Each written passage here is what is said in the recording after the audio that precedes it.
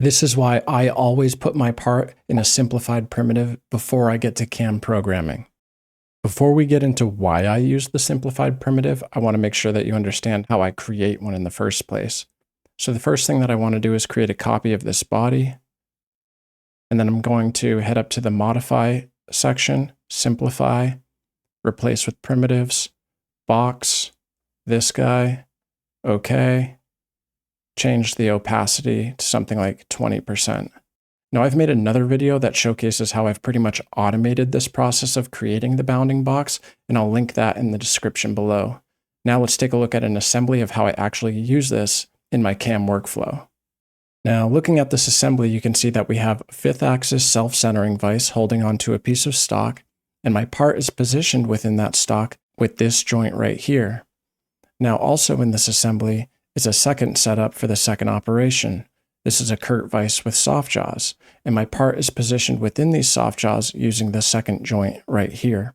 And now when I program a new part, rather than building an assembly around the part, I'm going to drop my new part into this workflow template. And this is where the power of the bounding box comes into play.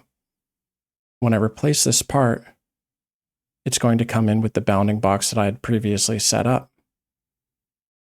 Now it comes in and I break these two joints as expected.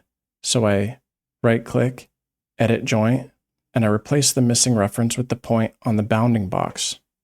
I go into the second joint, I replace this missing reference with another point on the bounding box, and just like that, my part is exactly where I want it.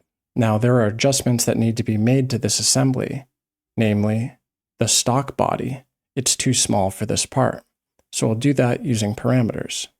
In this case, my stock's going to be 6.5 by 5 by 4 inches tall.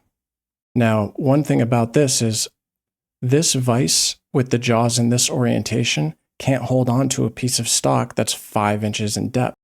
But in this case, it can. This stock automatically dovetailed once it exceeded the amount that the jaws could hold on to. If you're curious how I set up this stock body to auto dovetail under certain conditions, subscribe to the channel because that's the next video that I'm going to make.